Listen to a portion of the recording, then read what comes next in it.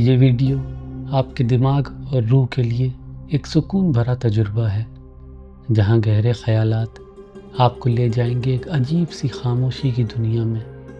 بس آنکھیں بند کریں، سانس لیں اور خود کو اس لمحے میں ڈوبنے دیں۔ جون 23، 1325 ٹینجیر، ایک 21 سال کا طالب علم گدھے پر سوار پہلی بار گھر سے نکلتا ہے۔ اس کا مقصد مکہ کے پوتر شہر، جہاں پہ وہ حج کرنے جانا چاہتا ہے۔ وہ امید کرتا ہے کہ وہ 2 سال میں واپس آ جائے گا، شاید 3 سال بھی لگ جائیں۔ وہ کہتا ہے، میں اکیلا نکل پڑا۔ اس نے بعد میں لکھا، میرے پاس کوئی ساتھی مسافر نہیں تھا جس کی صحبت سے دل بہلائے، نہ کوئی کاروان جس کے ساتھ مل سکوں، مگر میرے اندر ایک بہت مضبوط جذبہ تھا اور دل میں بہت پرانی خواہش تھی کہ ان مشہور جگہوں کو دیکھوں۔ تو میں نے اپنے پیارے لوگوں کو چھوڑنے کا فیصلہ کیا، عورتوں اور مردوں کو، اور اپنا گھر چھوڑ دیا جیسے پرندے اپنے گھونسلے چھوڑ دیتے ہیں۔ اور وہ 24 سال تک گھر نہیں لوٹا۔ یہ بہت لمبا سفر تھا۔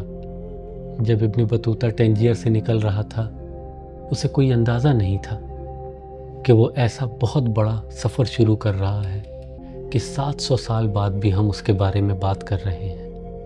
اور اپنے 25 سال کے سفر میں وہ 14ویں صدی کے قریب پوری مسلمان دنیا کو دیکھ لے گا، مالی ایمپائر کے ریگستان سے لے کر انڈونیشیا اور سدرن چائنا کے مسلم علاقوں تک۔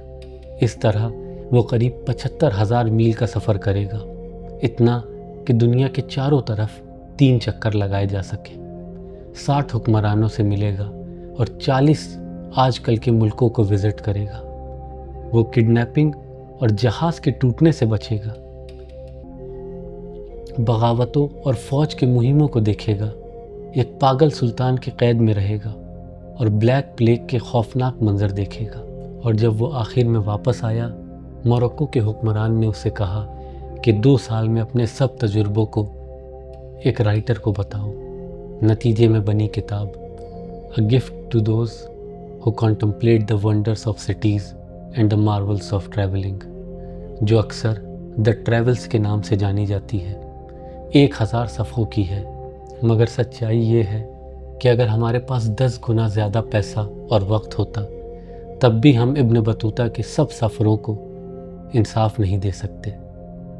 مگر جو ہم کر سکتے ہیں وہ یہ ہے کہ ہم اس کے سفروں کو اس طرح دیکھیں جیسے آج کل کے تاریخ دان دیکھتے ہیں، جیسے 14ویں صدی میں اسلام اور اس کی تہذیب کی وسعت سمجھنے کا ذریعہ، کہ دین کو لوکل حالات کے مطابق کیسے بدلا گیا، اور وہ تجارت اور سفر کے رابطے جو ایک آدمی کو نارتھ افریقہ سے چائنا تک لے جا سکیں۔ اور بالکل ہم اس کیوریس، ہمت والے، ایمبیشس اور اکثر بہت چڑچڑے آدمی کو دیکھیں گے جس نے یہ سب دیکھا۔ دا ٹریولز سے ہم جو جانتے ہیں، اس کے علاوہ ابن بطوطہ کے بارے میں ہم بہت کم جانتے ہیں، مگر ہم یقین سے کہہ سکتے ہیں کہ موروکو میں اس کے بچپن کے سال ایک بڑا مسافر بننے کے لیے بہترین ٹریننگ تھے۔ ٹینجیر نارتھ افریقہ کے بڑے شہروں میں سے نہیں تھا، مگر وہ تجارت کا بڑا مرکز تھا۔ اتر میں یورپ تھا، جنوب میں سب سہارن افریقہ کے سونے والے ملک، مشرق میں میڈیٹرینین تجارت کے جال، اور مغرب میں بڑھتی ہوئی اٹلانٹک تجارت، اور اس کے ڈاکس مسلم اور کرسچن لوگوں سے بھرے ہوئے تھے، افریقہ، یورپ اور مڈل ایسٹ کے سوداگروں کے ساتھ۔ ابن بطوطہ کا خاندان اسلامک قانون کا عالم تھا، اور انہوں نے اپنے بیٹے کو وہ تعلیم دی جو اسے خاندانی پیشے میں لے جا سکے۔ اس تعلیم نے اسے قیدی بنایا جو اسلامک قانون کا جج ہوتا، نہ صرف ایک عزت والا پیشہ بلکہ ایک ایسا جو اسے ہر جگہ کام دے سکتا تھا جہاں مسلم کمیونٹی ہو۔ اس کی تعلیم نے اس میں وہ تجسس بھی پیدا کیا جو اسے سفر پر لے جائے گا۔ اسلام میں تجسس اور علم کی تلاش کو دینی فرض سمجھا جاتا ہے۔ اصل میں اس وقت ایک مشہور کہاوت تھی، علم کی تلاش کرو چاہے چائنا تک جانا پڑے، جو اس جوان کے لیے سچ میں سچ ہو گئی۔ مگر ابن بطوطہ کا سفر شروع ہوا حج سے، یعنی سالانہ پلگرمیج مکہ کی طرف، جو ہر صاحب حیثیت مسلمان پر فرض ہے، وہ صحت مند ہو، اس کے پاس پیسہ ہو اور اس کا جانا اس کے خاندان پر بوجھ نہ ڈالے۔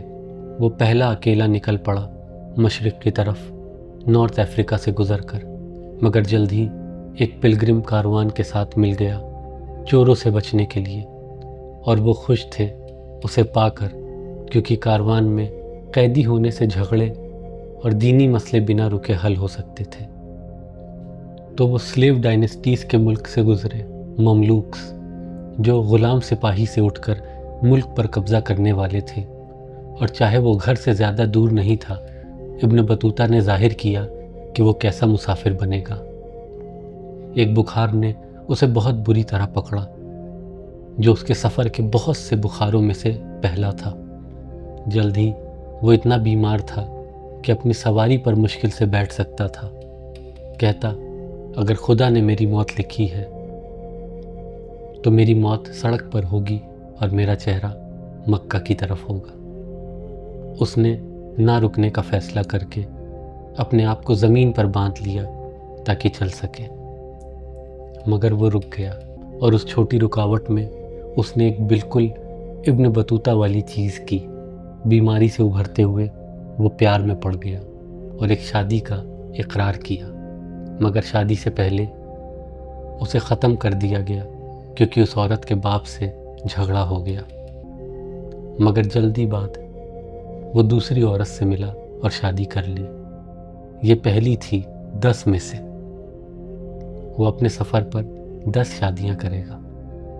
اب ہم ان شادیوں کے بارے میں زیادہ نہیں جانتے، وہ صرف ان کا ذکر کرتا ہے، اسلامک رائٹرز کی عادت کے مطابق اپنی شخصی زندگی کو چھپا کر، اور اکثر جیسے پہلی بیوی کے ساتھ وہ شادی ختم کر دیتا تھا جب آگے بڑھتا تھا، اور یہ ڈائیورسز دونوں طرف سے منظور ہوتے تھے۔ مگر یہاں ہمیں ابن بطوطہ کی زندگی بھر کی عورتوں سے دلچسپی کا پہلا اشارہ ملتا ہے۔ جہاں بھی وہ جاتا، کھانے، کھیتی، دینی زندگی اور دربار کے جلوس کے بیان کے ساتھ وہ اکثر بتاتا کہ لوکل عورتیں کتنی خوبصورت لگتی ہیں۔ وہ بہت سی عاشقوں اور کونکیوبائنز کے لیے مشہور تھا، جن میں سے کچھ غلام تھیں، اور یہ بھی یہاں پر پہلا اشارہ ہے اس کی چڑچڑی طبیعت کا۔ ایجپٹ میں ایک رکاوٹ پر وہ شہر کے حمام گیا اور حیران ہو گیا کہ اندر آدمی اسلامی قانون کے مطابق کمر کا کپڑا نہیں پہنے ہوئے تھے، مطلب وہ لاکر روم میں برہنہ تھے۔ مگر ابن بطوطہ کے بارے میں یہ چیز ہے، وہ ایک قاضی ہو سکتا تھا، اور اگر اس نے تمہیں غلط چیز کرتے دیکھا تو وہ ضرور ٹیچر کو بتاتا تھا۔ اصل میں تاریخ دان اکثر اسے بزی باڈی کہتے ہیں، مطلب تمہارے کام میں ٹانگ اڑانے والا، مگر آج کل کی زبان میں ابن بطوطہ بالکل ایک نارک تھا۔ تو اس نے صرف ان آدمیوں کو کپڑا پہننے کو نہ کہا، بلکہ لوکل گورنر کے پاس گیا اور حمام میں صحیح لباس پر سختی کا سلسلہ شروع کیا۔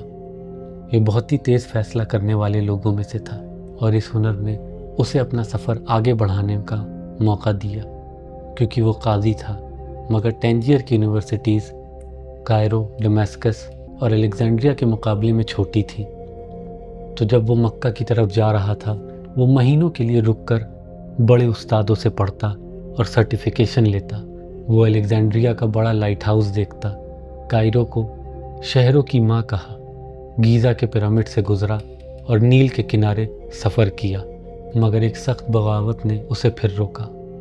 تو وہ کائرو واپس آیا اور اس کے بجائے دمشق کے رائل سڑک پہ گیا، ایک لمحے کے لیے ابراہیم علیہ السلام کی قبر دیکھنے کے لیے رک کر، پھر جیروسلم کے مسلم جگہوں کو وزٹ کیا۔ وہ آخر مملوکس کے دوسرے دارالحکومت پہنچا، مگر آگے بڑھنے کی جلدی میں وہ صرف 24 دن دمشق میں رہا، شاید بڑی مسجد کے ڈورمیٹری میں رہتا ہوا، ایک اور بیماری سے بچ کر اور سرٹیفیکیشن لے کر اور رمضان منا کر، اور بالکل شادی کی اور ڈائیورس لیا دوبارہ، اور وہاں وہ آخر حج کے اصلی راستے سے جڑ گیا۔ خطرناک ریگستان سے گزر کر، بیماریوں، جلتی دھوپ اور ٹھنڈی راتوں سے، اور اس بار مملوک سپاہی چوروں سے بچتے تھے، کاروان بنا کسی حادثے کے مدینہ پہنچا، جہاں نبی محمد صلی اللہ علیہ وسلم نے اپنے ساتھیوں کے ساتھ ہجرت کی تھی جب مکہ سے نکالے گئے تھے، اور وہاں وہ نبی کی مسجد میں جا کر دعا کرتا ہے۔ پھر آخر مکہ پہنچ کر وہ حج کے رسموں میں شامل ہوا، کعبے کے چاروں طرف کئی چکر لگائے، ابراہیم کے قدم کے نشان کے پاس جھک کر عرفات کے میدان پر کھڑے ہوا جہاں نبی نے اپنے آخری خطبہ دیا تھا۔ پورا دن دعائیں پڑھی اور دینی تعلیم سنی، اور بالکل وہ پڑھتا رہا، ہمیشہ زیادہ علم کی تلاش میں۔ اس پلگرمیج نے اس کی دنیا دیکھنے کی بھوک اور بڑھا دی۔ اس کے علاوہ اسے خبر ملی کہ دلی کے سلطان بہت امیر اور سخی کو صحیح سرٹیفیکیشن والے افسروں کی ضرورت ہے، اس لیے وہ اپنا ریزیومے بنا رہا تھا۔ شہرت، دولت اور موج مزہ مشرق میں منتظر تھے، اور اس نے فیصلہ کیا کہ یہ 18 مہینے کا سفر تھوڑا اور لمبا جائے گا، تو ابن بطوطہ اپنی سواری کو مسلم پرشیا اور ٹوٹے ہوئے بغداد کی طرف موڑ دیتا ہے۔ نومبر 1326، عراق۔ ابن بطوطہ ریچول شروع ہونے کا منتظر بیٹھا ہے۔ مقرر وقت پر صوفی مسٹکس آتے ہیں۔ جب عصر کی نماز ادا کی گئی، ڈرم بجائے گئے اور بھائیوں نے ناچنا شروع کیا۔ اس نے لکھا جنہیں انہوں نے آگ لگائی اور اس کے بیچ میں ناچتے ہوئے گئے۔ کچھ ان میں لوٹ گئے، دوسروں نے منہ میں آگ کھائی جب تک وہ پوری طرح بجھ نہیں گئی۔ کچھ ایک بڑا سانپ لیتے ہیں اور اس کے سر کو دانتوں سے کاٹتے ہیں جب تک وہ پورا کٹ نہیں جاتا۔ یہ وہ چیزیں ہیں جو ابن بطوطہ کے شہر میں اسلام کا حصہ نہیں مانی جاتی تھی، اور اس نے آج پہلی بار ایسا کچھ دیکھا جس نے اس پر گہرا اثر کرا۔ جب ابن بطوطہ ایجپٹ میں تھا تو 2 الگ الگ پاک آدمیوں نے پیغمبری کی کہ وہ دوسرے مشرق میں جائے گا اور انڈیا میں بس جائے گا، اور یہ سمجھ میں آتی تھی کیونکہ دلی کا سلطان علم کے طالب اور جج تلاش کر رہا تھا اپنے ادارے کے لیے، اور انہیں بہت اچھے پیسے دے رہا تھا۔ تو جب ابن بطوطہ مکہ سے پلگرمیج ختم کر کے فیصلہ کرتا ہے کہ بس چلتے رہیں، کیونکہ نہ صرف وہ دنیا دیکھ رہا تھا بلکہ منافع بھی کما رہا تھا۔ دیکھو، اپنے سفر پر اس نے دیکھا کہ حکمران اکثر پلگرمز کو بڑا انعام دیتے تھے، اور ایک جوان قاضی کو تو اور بڑا انعام ملتا ہے۔ اس نے سنا کہ جتنے وہ عربین پیننسولا کے مسلم مرکز سے دور جائے گا، اتنا زیادہ ایک جوان عالم کو انعام ملے گا۔ اس لیے اس نے قسم کھائی کہ سفر جاری رہے گا، دنیا جتنی زیادہ دیکھ سکو، اور اگر ممکن ہو تو ایک ہی راستہ دوبارہ نہ لیں۔ اس کا آخری مقصد انڈیا تھا، مگر راستے میں موج مزہ اور پیسہ کما لیں۔ آخر وہ باقی زندگی انڈیا میں گزارے گا اور یہ حصہ دوبارہ دیکھنے کا موقع نہیں ملے گا۔ تو اس نے اپنا گیپ ایئر شروع کیا دینی ٹورزم کا، ایک پرشین کاروان کے ساتھ جڑ کر مملوک علاقے سے نکل کر 44 دنوں میں میسوپوٹیمیا میں داخل ہو کر خانس کے ملک میں 1 صدی پہلے منگولز پرشیا اور عراق میں آئے تھے اور اس وقت کے بہت خوبصورت اور ترقی یافتہ مسلم شہروں کو تباہ کر دیا تھا۔ اور جب چنگیز خان مرا، اس کی سلطنت اس کے 4 وارثوں میں تقسیم ہو گئی۔ پرشیا ایک منگول حکمران کے نیچے، مگر اس کے بعد کی صدیوں میں منگولز نے اسلام قبول کیا اور اب دین اور علم کے حامیوں میں تھے۔ پھر بھی جب ابن بطوطہ بغداد سے گزرا اور وہ جگہ دیکھی جو پہلے خوبصورت اور علم کے لیے مشہور تھی، اس نے سلطنتوں کے گزرنے پر سوچا، اور اس نے ایک اور چیز محسوس کی، وہ اب سچ میں ودیش میں تھا۔ اس کے پہلے سفر نے اسے نئی جگہ دکھائی تھی، مگر یہ الگ تھا۔ جب وہ عربین پیننسولا چھوڑ کر ان ملکوں میں پہنچا جو ابھی بھی دینی طور پر مسلم تھے، مگر ان کی اصلی تہذیب اس کی اپنی سے الگ ہو رہی تھی۔ بہت سے حکمران اور دربار کے لوگ جن سے وہ زیادہ ملتا تھا نئے مسلم تھے، دوسری اور تیسری نسل کے، کچھ پہلی بھی، اور ان کے عمل کبھی کبھار اس سے الگ لگتے جو ابن بطوطہ نارمل سمجھتا تھا۔ وہ اسلام کے بہت سے روپ دیکھنے والا تھا، اور یہ تلاش اس کی پہلی صوفی مسٹیسزم سے شروع ہوئی، ایک فرقہ جو ٹرانس، ریچول حرکت اور ذکر سے خدا کی محبت کو جذباتی طور پر محسوس کرتا تھا، نہ کہ عقل سے جیسے ابن بطوطہ کی عادت تھی۔ اسی سال اسے خان سے ملنے کا موقع ملا۔ رائل کاروان اس کے ساتھ جڑ کر سلک روڈ پر خانیٹ کی راجدھانی دیکھنے کے لیے۔ راستے میں اس نے بڑا خان دیکھا، جیسے منگول حملہ پرشین تہذیب میں گھل مل گئے تھے۔ دور سے ایک سخت گھاس چرنے والا یہ خان عادل حکمران تھا، خوبصورت دیندار مسلم جو لیوڈ بجاتا تھا اور پرشین اور عربک میں شعر لکھتا تھا۔ اس کی سلطنت مضبوط اور طاقتور تھی۔ ابن بطوطہ کو تب نہیں پتہ تھا، مگر 11 سال بعد جب وہ دوبارہ گزرا، بڑا خانیٹ ختم ہو چکا تھا۔ اس کی تباہ زمین جنگ اور موت سے بھری ہوئی تھی، مگر وہ مستقبل ہے۔ اب اس نے سلطان کو الوداع کہا اور خان کی راجدھانی پہنچا۔ اس کے وینیشین، گینویز، عرب اور چائنیز سوداگروں کے علاقوں کو دیکھا، پھر یوفریٹیز کا ٹور کیا اور بغداد واپس آیا، مگر اب انڈیا جانے کا وقت تھا۔ اس کا دینی ٹورزم کا گیپ ایئر ختم ہو رہا تھا، مگر پہلے ایک سائیڈ ٹرپ مکہ واپس حج کے لیے دوبارہ، کیونکہ پتہ نہیں دوبارہ موقع ملے۔ مگر یہ امید سے زیادہ لمبا ہوا۔ اس نے اپنے آپ کو تھوڑا زیادہ کھینچ لیا تھا۔ 1 سال میں ابن بطوطہ نے 4000 میل سفر کیا، اور جب وہ مکہ پہنچا وہ اتنا تھکا اور بیمار تھا کہ حج کے بعد وہ پورا سال علم، دعا اور آرام میں گزارتا رہا۔ مگر اس کے بعد دلی کی طرف، وہ جنوب میں ریڈ سی کی طرف گیا، جہاز پر سفر کر کے، جب تک ہوا نے اسے راستے سے ہٹا دیا اور وہ سی سک ہو گیا تو اس نے زمین پر سفر جاری رکھا، اکثر یمن کے پہاڑوں پر چل کر، مگر آخر وہ سدن عربیہ پہنچا، جہاں مسلم بندرگاہیں انڈین اوشن تجارت کنٹرول کرتی تھیں، جہاں سے وہ جہاز پر انڈیا جا سکتا تھا اور ایک اصلی نوکری لے سکتا تھا۔ مگر پہلے ایک اور سائیڈ ٹرپ، کیونکہ افریقہ بالکل پاس تھا، اور دیکھو یہ بھی ہو سکتا ہے شاید وہ دوبارہ نہ آئے۔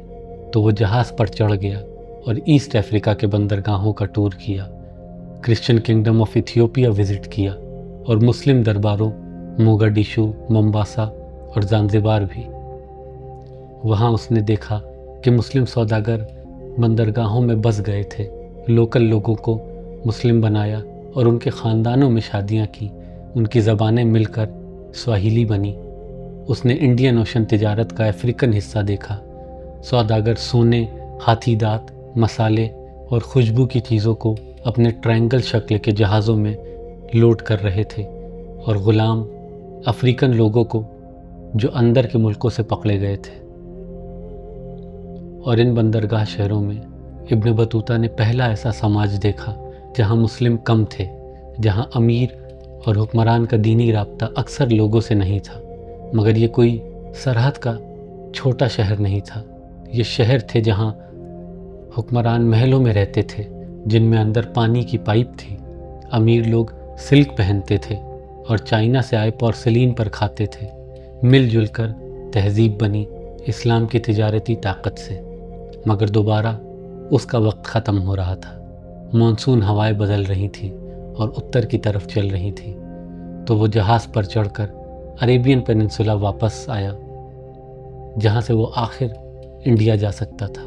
مگر جب وہ سدن عربیہ کے ساحل پر پہنچا، اس نے سوچا کہ گلف آف عمان دیکھنا اچھا ہوگا، مگر یہ تھوڑا ڈیزاسٹر تھا۔ ان کا گائیڈ اسے اور باقی سب کو لوٹ کر قتل کرنے کی کوشش کرتا ہے، اور ابن بطوطہ اس سے لڑ کر اپنے آپ کو بچا کر بھاگتا ہے۔ وہ گلف پہنچا پانی کی کمی سے، بیماری سے آدھا مرا ہوا اور پیروں سے خون بہہ رہا۔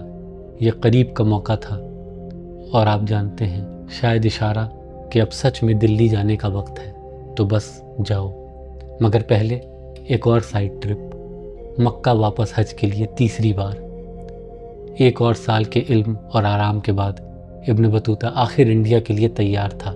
اس بار سچ میں اس نے اپنا ریزیومے سرٹیفیکیشن سے بھرا، دور کی جگہوں کی کہانیاں بتا سکتا تھا اور انعاموں سے اچھا منافع کمایا تھا، مگر سفر خود خطرناک تھا اور وہاں پہنچنے کے لیے اسے گائیڈ چاہیے تھا اور اسے ملا نہیں۔ لیکن کوئی بات نہیں، کیونکہ سب جانتے تھے کہ ٹرکش سلک روڈ کاروان اناٹولیا کو انڈیا سے جوڑتا تھا اور اگر ان کے ساتھ مل گئے تو پہنچ جائیں گے۔ بالکل زیادہ سیدھا راستہ تھا، مگر وہ انہیں پہلے دیکھ چکا تھا۔ وہ کائرو گیا اور ایک سفر کے ساتھی سے ملا، دوبارہ ملے، دونوں ایک گینویز جہاز پر چڑھ گئے اور اناٹولیا کی طرف۔ اور اس ملک میں جس کے شہری مرکز میں کرسچن، جو اور گریک محلے تھے اور جہاں نومیڈک چرواہے پہاڑوں میں گھومتے تھے، انہوں نے اس کا وارم ویلکم کیا۔ وہ کہتا ہے یہ ملک دنیا کا بہترین ملکوں میں سے ایک ہے۔ اس نے لکھا اس میں خدا نے دوسرے ملکوں کی اچھی چیزوں کو اکٹھا کیا ہے۔ اس کے لوگ سب سے خوبصورت آدمی ہیں، سب سے صاف لباس پہنتے ہیں، سب سے مزیدار کھانا کھاتے ہیں اور سب سے مہمان نواز لوگ ہیں۔ جہاں بھی ہم رکتے تھے اس ملک میں، چاہے ہاسپس ہو یا گھر، ہمارے پڑوسی آتے تھے اور ہماری ضرورتوں کے بارے میں پوچھتے تھے۔ جب ہم جاتے وہ الوداع کہتے جیسے ہم ان کے رشتہ دار ہوں۔ اس نے ایک شہر میں لوگوں کو قتل کرتے دیکھا کہ انہیں پہاڑ سے کیٹاپلٹ سے پھینک دیتے تھے، مگر ٹوٹل میں لوگ بہت اچھے تھے۔ دلچسپ بات، اس نے ان کے دینی عملوں میں فرق دیکھا۔ چاہے دیندار مسلم، وہ نشیلی چیز کھاتے تھے اور عورتیں پردہ نہیں کرتی تھیں۔ اصل میں ٹرکش سماج نے اسے حیران کیا جب اس نے دیکھا کہ عورتیں کتنی اونچی مرتبہ رکھتی ہیں۔ جب ٹرکش انعاموں کے بوجھ سے لد گیا، وہ اتر کی طرف سلک روڈ کی طرف بڑھا، تیز بہاؤ والی ندیوں سے نیچے، جنگل میں ٹھنڈ سے مرنے کے قریب، چوروں سے بچ کر، مگر وہ بلیک سی پہنچا اور جہاز پر چڑھ کر ایک اور عجیب جگہ کی طرف، نومیڈک دا گولڈن ہورڈ کی زمین۔ مگر پہلے ایک اور سائیڈ ٹرپ، مئی 1332، دا کوکسس۔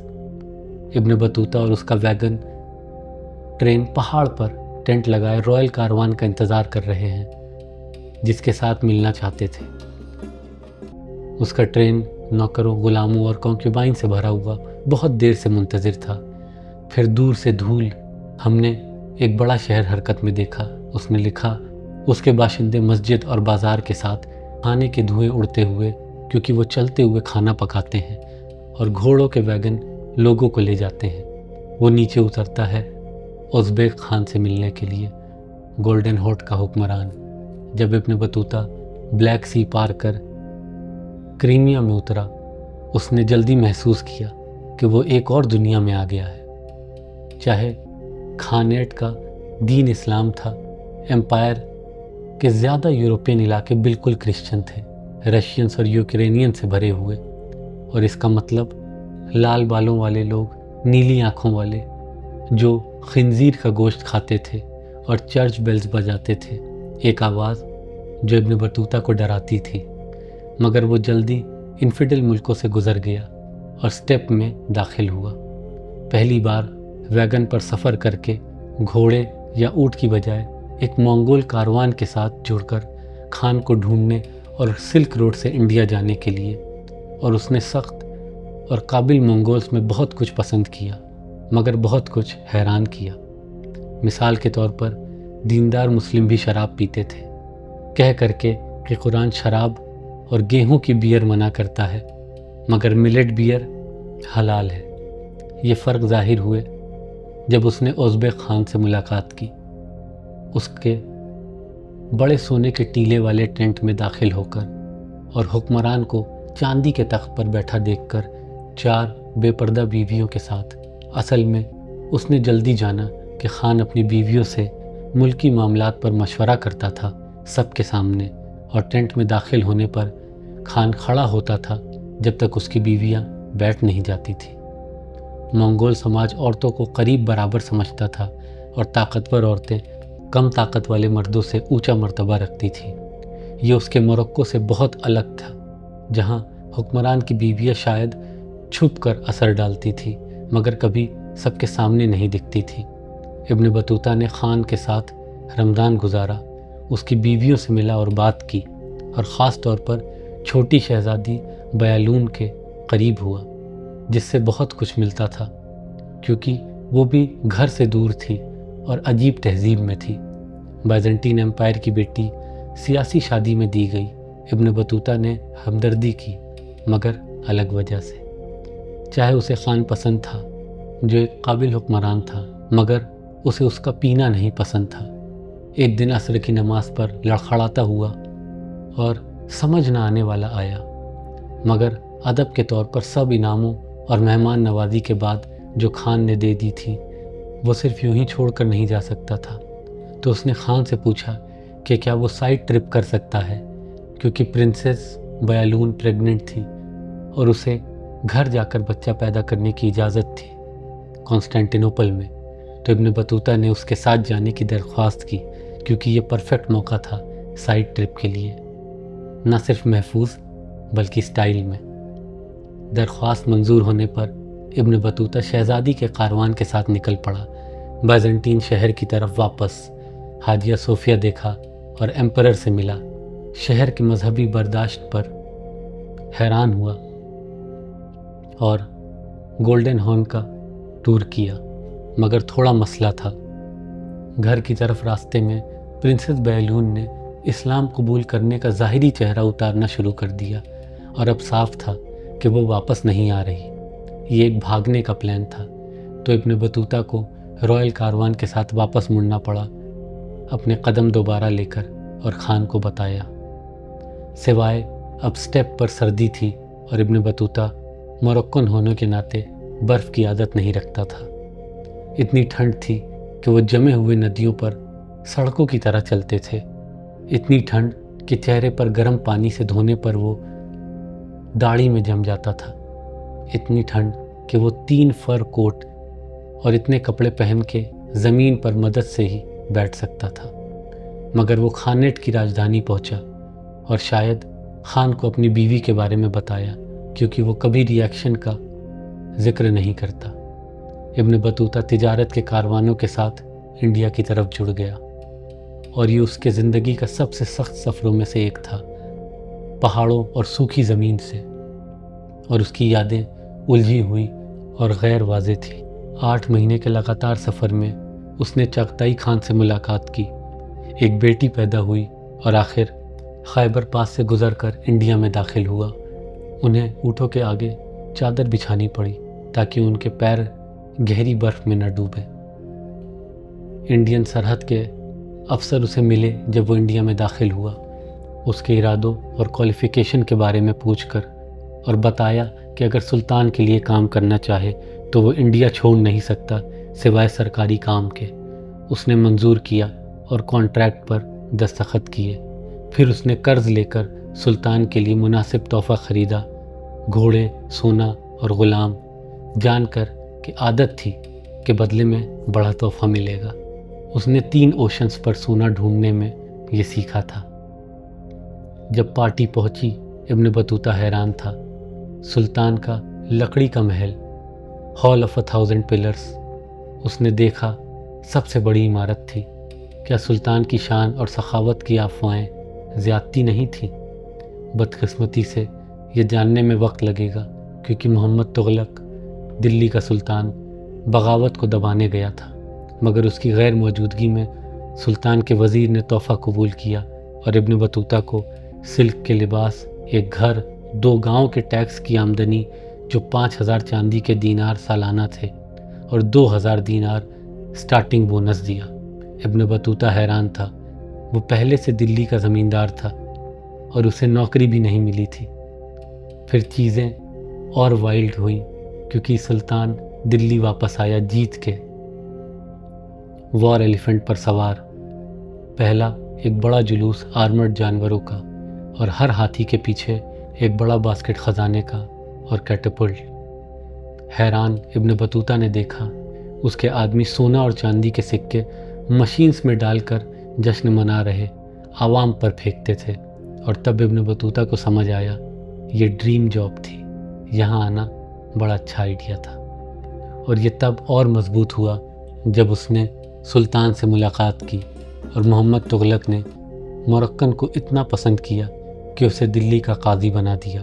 اور اس پوائنٹ پر ابن بطوطہ بھی کہتا ہے شکریہ، مگر شاید یہ زیادہ ہے۔ جانتے ہو، کاروان پر قاضی ہونے کے سوا میں نے کبھی اصلی نوکری نہیں کی یا کیس حل نہیں کیا۔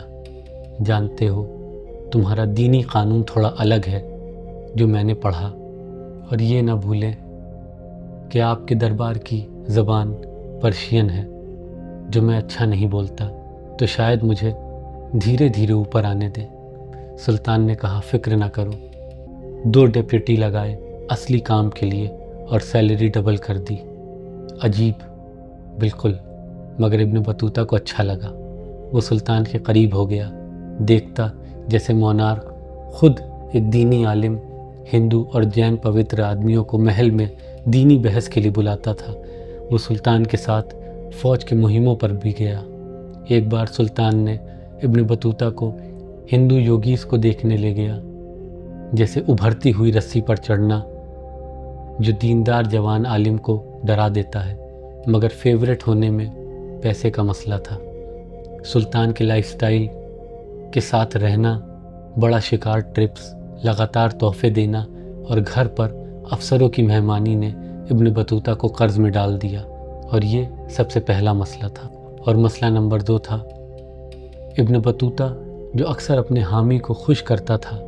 لکھتا ہے سلطان خون بہانے میں بہت آزاد تھا، وہ چھوٹی اور بڑی غلطیوں کو سزا دیتا تھا بنا کسی فرق کے، چاہے وہ علم والے، دیندار یا اونچی نسل کے ہوں۔ ہر روز آڈینس ہال میں 100 لوگ زنجیروں اور ہتھکڑیوں میں لائے جاتے تھے اور انہیں قتل کیا جاتا، تعذیب دی جاتی یا مارا جاتا۔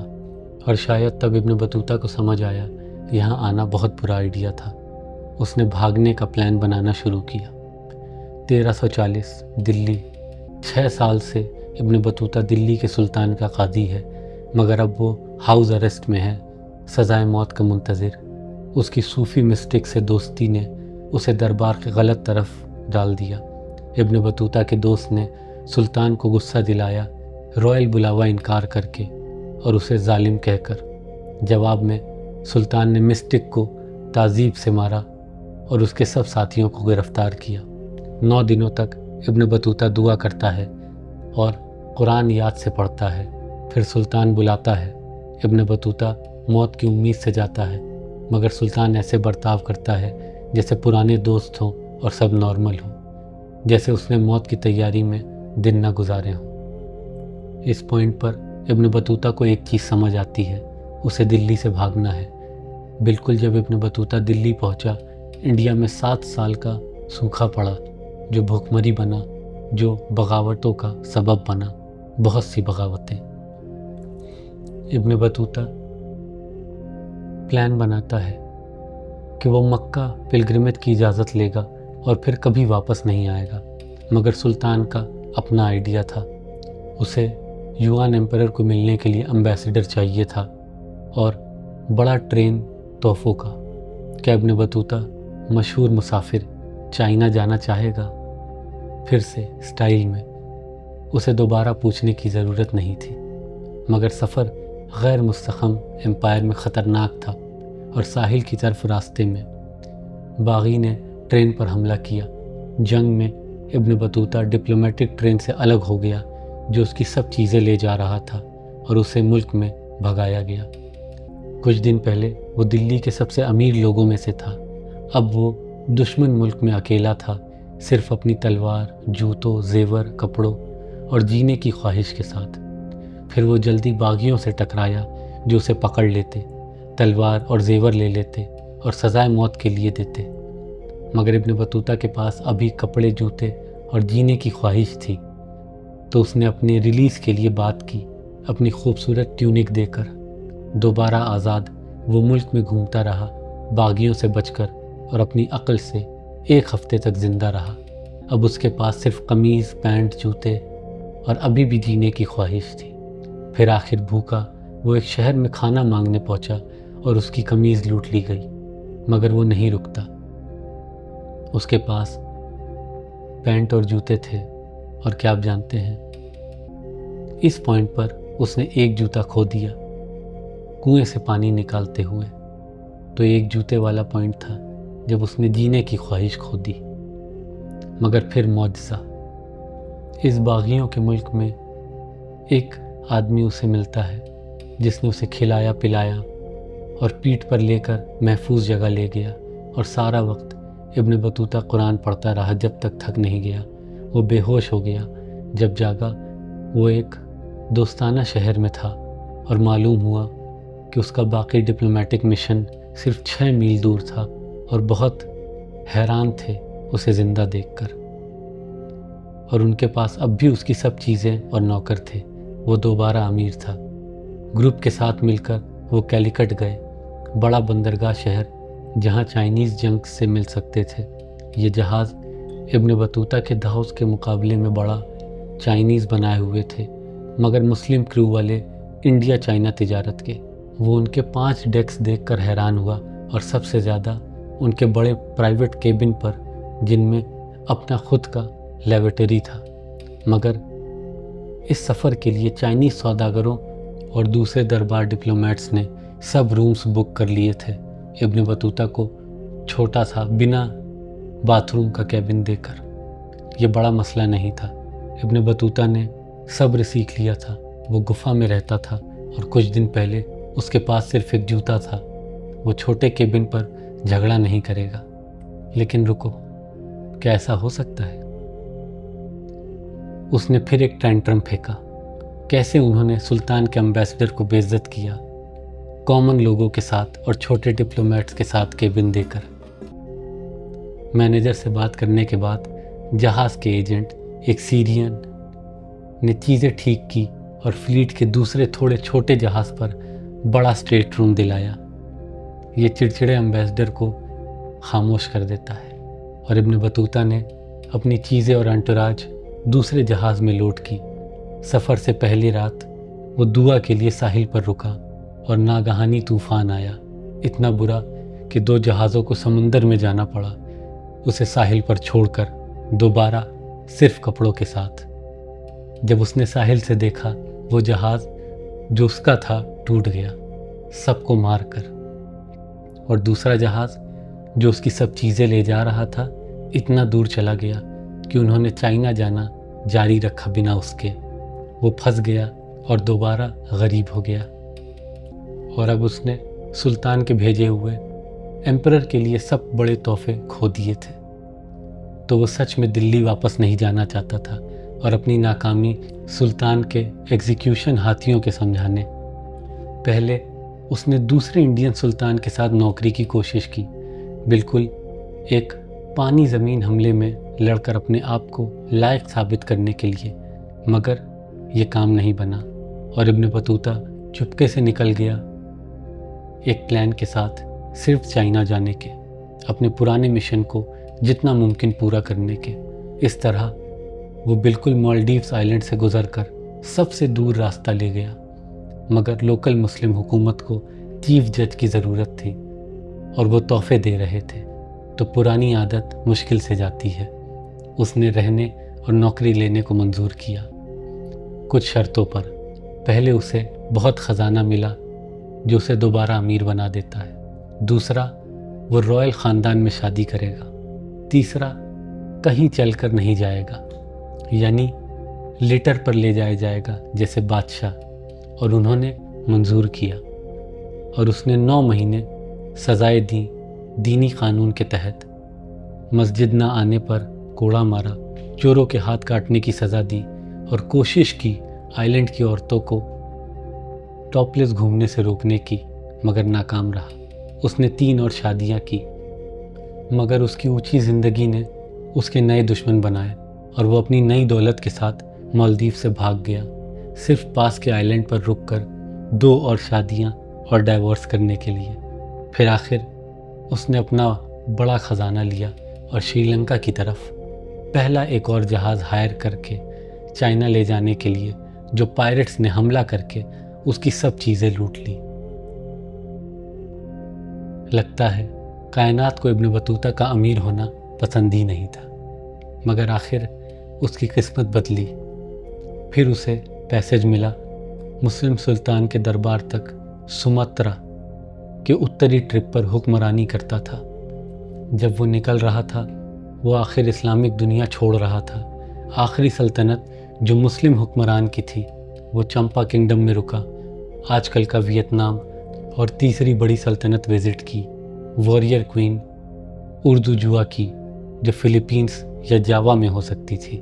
اردوجوا لمبی سونے کے زیور سے سجی لمبے بال نے ابن بطوطہ کو تحفے دیے اور اپنی طاقتور فلیٹ دکھائی جو چائنیز فوج سے لڑتی تھی۔ اس کی سب سے بڑی خواہش، اس نے بتایا، انڈیا پر مہم کرنا۔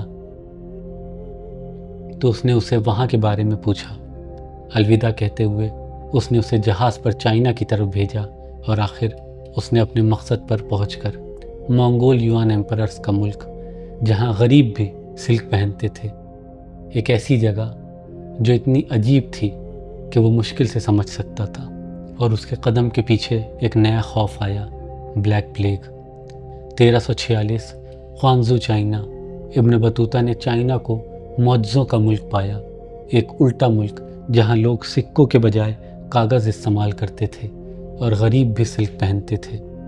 وہ کہتا ہے، چائنا خوبصورت تھا مگر مجھے پسند نہیں آیا، اور اب شاید گھر جانے کا وقت تھا، مگر جب وہ گیا موت اس کے پیچھے آئی۔ ابن بطوطہ کو یوان چائنا میں مسلمز ڈھونڈنے میں زیادہ دور نہیں جانا پڑا۔ اصل میں 1 صدی سے زیادہ منگول یوان نے ودیشیوں کو بسنے اور تجارت کے گاؤں بنانے کی پالیسی رکھی تھی۔ ان اسلامک علاقوں میں اس نے دوسرے عالموں سے ملاقات کی جو اس کے سفر میں ملے تھے، کیونکہ سینٹرل ایشیا میں ایک خوفناک بیماری ابھر رہی تھی، ایک بیماری جو جسم پر دردناک پھوڑے، بہت سخت درد اور بے چینی پیدا کرتی تھی۔ ایک اور سخت شکل ہوا سے پھیلنے والی نیومیٹک، وکٹم کو خون کی کھانسی کرتی تھی اور گھنٹوں میں مار دیتی تھی۔ یہ بیماری فلیز سے آتی تھی، فلیز جو چوہوں پر رہتی تھی۔ وہ جہاز پر انڈیا کے لیے چڑھتا ہے اور پیچھے سے بیوبونک پلیگ ڈائنسٹی کو تباہ کر دیتا ہے، اور منگول کے 4 ملکوں کے امن تجارتی راستوں پر ہنگامہ مچ جاتا ہے۔ اصل میں ابن بطوطہ خود یہ تباہی دیکھنا شروع کرتا ہے۔ وہ اپنا راستہ انڈیا کی طرف دہراتا تھا اور دلی واپس جانے پر سوچتا تھا، مگر خبر پہنچی کہ سلطنت ٹکڑے ہو رہی ہے، اور ابن بطوطہ فکر میں تھا کہ سلطان اسے مشن کی ناکامی پر قتل کر دے گا۔ تو اس نے ایک اور پلان بنایا، ایک اور سائڈ ٹرپ مکہ کی طرف حج کے لیے آخری بار۔ مگر جب وہ عریبین پیننسولا پہنچا، پلگرمیج سیزن ختم ہو چکا تھا۔ اسے 1 سال انتظار کرنا پڑے گا شروع ہونے تک۔ تو بس انتظار کرنے کے بجائے اس نے ایک الگ سائڈ ٹرپ لیا، ایک side trip Persia, Iraq, Syria اور ایجپٹ دوبارہ وزٹ کر کے دیکھنے کے لیے کہ چیزیں کتنی بدلی ہیں اس وقت میں جب وہ دور تھا، اور اس نے جو پایا اس پر حیران تھا۔ بارا خان جس کے ساتھ سفر کیا تھا مر گیا تھا، شاید پلیگ سے۔ اس نے خالی تخت چھوڑا، کئی جنگیں، اور اس کے منگول اور ٹرکش جنرل زمین کو اتار چڑھا رہے تھے وارث کی لڑائی میں۔ یہ پہلا کالا بادل تھا جو طوفان میں بدل جائے گا۔ وہ ڈماسکس پہنچا اور معلوم ہوا کہ اس کا بیٹا جو اس نے ایک ایکس بیوی کے ساتھ چھوڑا تھا بچپن میں مر گیا تھا، اور ایک الگ پیغام نے بتایا کہ اس کا باپ 15 سال پہلے مر گیا تھا۔ دکھ میں وہ الیپو گیا، مگر سفر کرتے ہوئے ایک بڑا پردہ سیریا پر گر گیا تھا۔ بلیک پلیگ مڈل ایسٹ پر اترا، اسے سڑک پر پیچھے کرتے ہوئے وہ ڈماسکس بھاگ گیا، مگر اس اویسس شہر کو رکا ہوا دیکھا۔ 2000 لوگ روز مر رہے تھے اور عوام ڈر میں۔ یورپ کی تلاش۔ اسلامی دنیا بیماری کو دینی سبب سمجھتی تھی، نہ کہ طبی، مگر جب کرسچین یورپ نے اسے انسانی گناہوں کی سزا سمجھا اور پلیگ کا استقبال اپوکلپٹک خطبوں، خود کو مارنے اور جوئش پڑوسیوں کے قتل عام سے کیا، اسلامک شہروں نے اسے خدا کی مرضی سمجھا۔ ابن بطوطہ نے ڈمیسکس کے بادشاہوں کو 3 دن روزہ رکھتے دیکھا، پھر بڑے دن مسجد میں دعا اور گزارش کرتے۔ اس کے بعد مل جل کر عوام شہر کی سڑکوں پر گزری، اپنی پاک کتابوں کو اونچا کر کے، مسلمز قرآن لے کر، کرسچنز بائبل اور جیوز تورا، سب آنسوؤں کے ساتھ خدا سے عذاب روکنے کی دعا کرتے۔ ڈمیسکس 30,000 سے زیادہ لوگ کھو دے گا بیماری سے۔ اس کی سڑکیں جنازوں سے بھری، لاشیں بنا کفن کے، کیونکہ شہر میں بریل شراؤڈز ختم ہو چکے تھے۔ ابن بطوطہ کائرو بھاگ گیا، راستے میں خالی گاؤں اور لاشیں دیکھی، اور جب پہنچا بڑا شہر جس کی آبادی 0.5 ملین تھی، اس کے لیڈر سے خالی تھا، اور 24,000 لوگ ہر روز مر رہے تھے۔ پلیگ آخر 2 لاکھ کو مارے گا، جن میں زیادہ تر فوج کے افسر، مملوک سلطنت کو زوال میں ڈال کر۔ مگر 1348 پلیگ کا سب سے برا سال، ابن بطوطہ نے مکہ پہنچ کر اپنا مقصد پورا کیا، حج آخری بار۔ اب وہ 45 سال کا آدمی تھا۔ وہ کہتا ہے، میں اپنے وطن کی یادوں سے متاثر ہوا۔ اس نے لکھا، میرے خاندان اور پیارے دوستوں کی محبت نے مجھے اپنے ملک کی طرف کھینچا، جو میرے نظر میں ہر ملک سے بہتر تھا۔ مگر جب وہ ٹینجیر گھر پہنچا، اس نے اپنی ماں کو بھی پلیگ سے مرا پایا، اور کچھ دن بعد وہ دوبارہ سڑک پر تھا، کیا کرنا ہے نہ جان کر۔ اس نے جبرالٹر کے چٹان کو اسپینش گھیراؤ سے بچانے کے لیے سپاہی بننے کی آفر کی، مگر پہنچ کر دیکھا کہ جنگ ختم ہو چکی تھی۔ اس کے بجائے اس نے مسلم اسپین کا ٹور کیا، پہلے گھر واپس آنے سے۔ مگر یہ اس کے سفر کا خاتمہ نہیں تھا۔ موروکو کے سلطان نے اس کے سفروں کے بارے میں سن کر اسے مالی کے گولڈن ایمپائر کا امبیسڈر بنا دیا۔ سال 1377 ابن بطوطہ کی زندگی کا سفر ختم ہو جاتا ہے۔ نہیں پتہ کیسے، شاید وہ بھی بلیک پلیگ کا شکار ہو جاتا ہے، یا پھر کسی کو نہیں معلوم۔ اس نے کہا، میں نے سچ میں خدا کا شکر اس دنیا میں اپنی خواہش حاصل کی۔ اس نے لکھا، جو دنیا میں سفر کرنا تھا، اور میں نے اس میں وہ حاصل کیا جو میرے علم کے مطابق کسی دوسرے نے نہیں حاصل کیا، چاہے تلاش کی کمی نہیں تھی، جیسے اس کی زندگی بہت سے مسافروں کے لیے الہام ہے۔ میں بھی